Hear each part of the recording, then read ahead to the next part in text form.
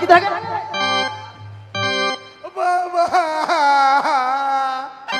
कैसे टाट लगा दिया, झटका मारे। रुक जाओ।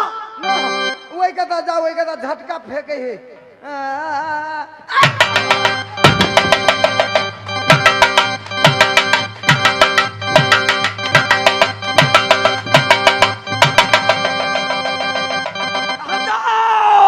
ठहर जाओ, सुन जाओ, मैं आ रहा हूं।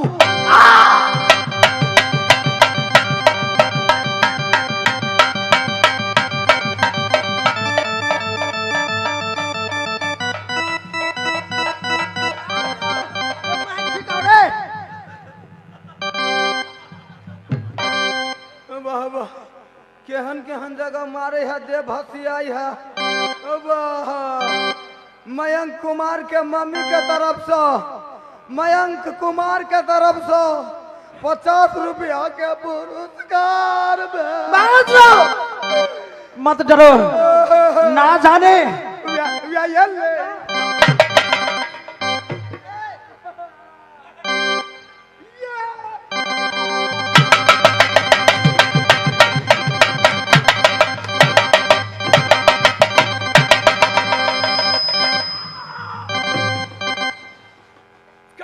तुम क्या समझा?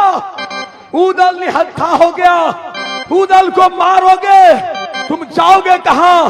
बादला को मैं चौक कर तुम्हें से उतारूंगा। ठहर जाओ, ठहर जाओ,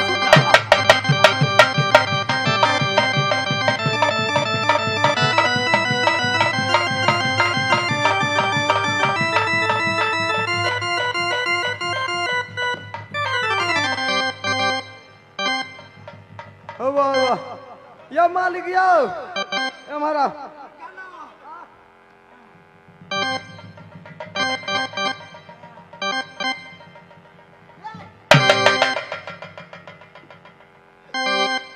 ये क्या है रे? रेडीमेड पंखा। पागले, इतना बांस चलाता है मामा, मेरा यंग अंग तोड़ दिया। और तू चप्पल कहता जाओ।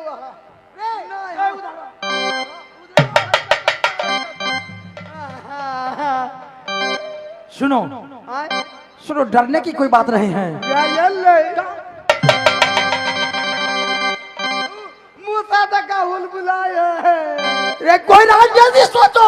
मालिक यो हमरा एगो दवाई किन दे, कमजोर भ गेली हम। कौन दवाई लोगे? एगो 10 मुल्ला किन दे।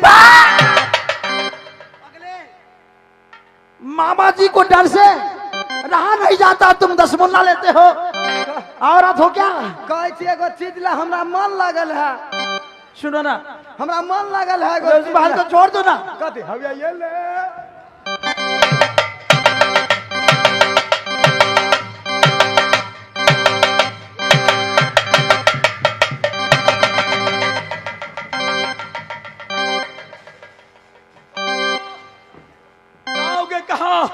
सारा राजनीति तेरा मैं खत्म कर दूंगा।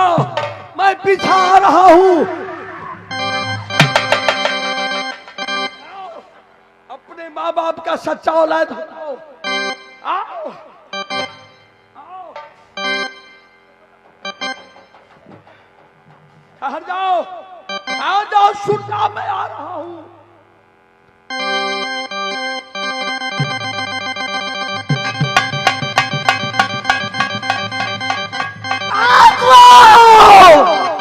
नहीं धरा।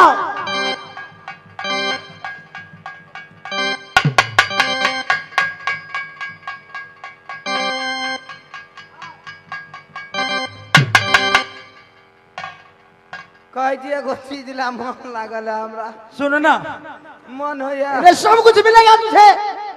एक बातें सोचने दो, याद आया, याद आया। बात तो बात पहले ही हमरा जरा बात करू। हमरा एगो चीज ला पर मन लागल है। कहो क्या खाओगे तुम? मन हो या दोनों आदमी जो चूल्ही माइट खाती। तेरे पेट में बच्चा हो गया है? नहीं, मन पचपचाई है। लगता है तेरे पेट में बच्चा हो गया है। सारा बच्चा निकाल देगा मामा जी। मुझे मार लगा खिने। हाँ वही द्वारे है ना भैया। महाजो क्या समझ लिया मामा जी की सूरजा हार गया? कहाँ क्या मैं हार गया? भैया ये ले मुझे डराते हो? मूसा तक हुल बुलाई है। जो भी दिमाग में रहता है सब भुला जाता हूँ। सुनो ना, हाँ याद आया हम जाती हल हल मोरी खोल दिले। बस भाग। हाँ लड़ते लड़ते जाओ और दलदल में फंसा दिया। पहली बार तूने अक्कल का बात बोला। हाँ पहली बार तूने अक्कल से बात किया। हाँ ठीक कहा तूने, मैं तो भूल गया था। अब ये ले डरने की कोई बात नहीं। जा भागते भागते जाओ और गंगा की मोरी खोल दो। हाँ मैं मामा जी को लड़ाते लड़ाते दलदल की ओर ले जाता हूँ। जाए से दलदल की ओर जाएगा मामा जी, हाँ दलदल में फंस जाएगा, फंस जाएगा, सहज मर जाएगा। मर जाएगा। हाँ।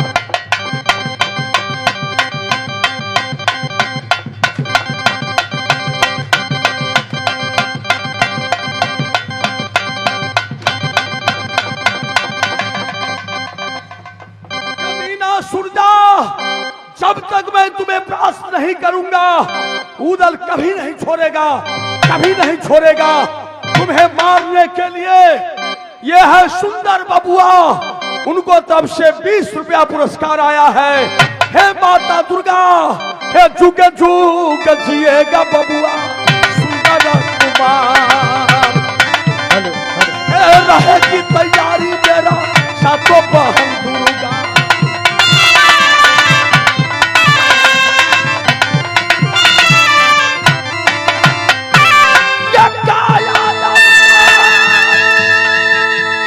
बबुआ सुंदर कुमार के हे मैया सुनो दुर्गा मार, सदा तैयारी रहना उन सब बात।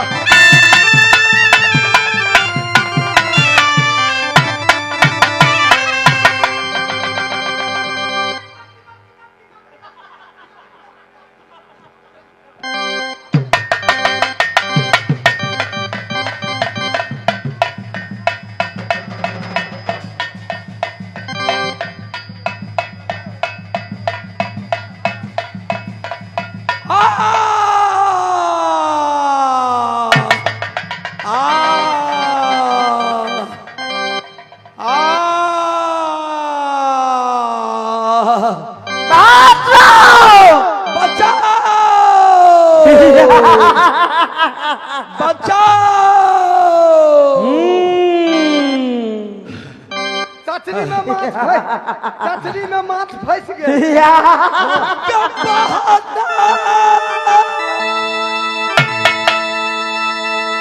सुनो चंद्रा बलि मेरा बाप,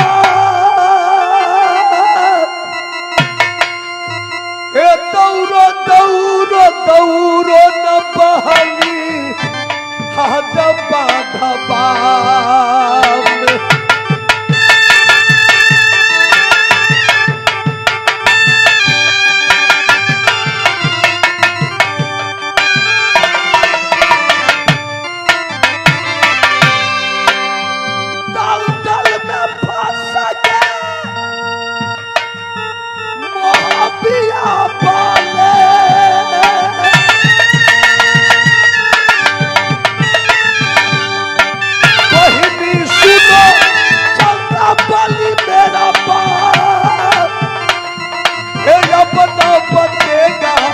मोहबिया बाला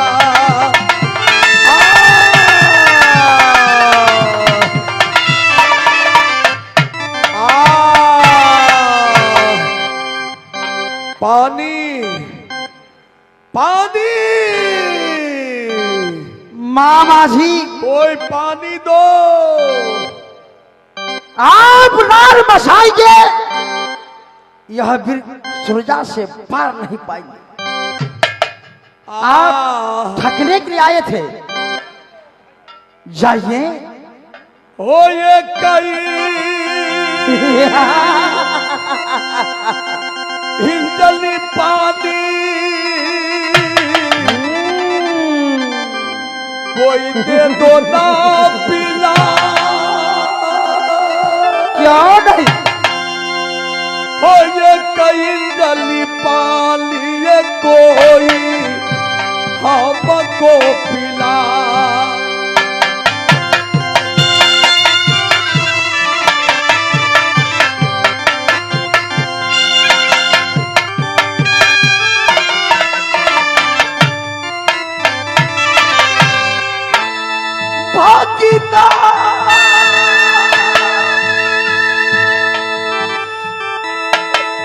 सुना सूरजा मेरा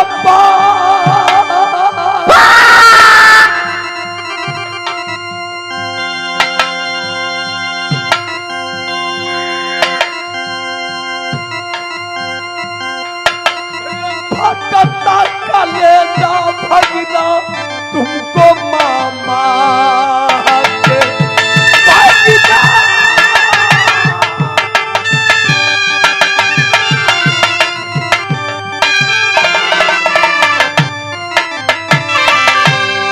रे पानी पीना सुखता है कुमल कले।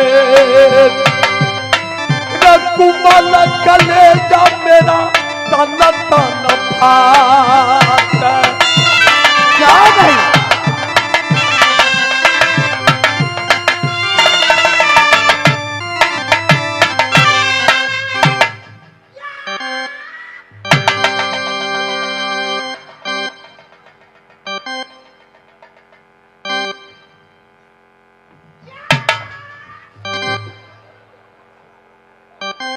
सूरजा तुम ये अच्छा नहीं किया सूरजा। उदल को तुमने ब्रह्मफांस में फंसाकर ये तुम अच्छा नहीं किया। मैं अभी भी कहता हूं तुम उदल से बैर मत करो। उदल से बैर मत करो सूरजा। मामा जी, मामा जी,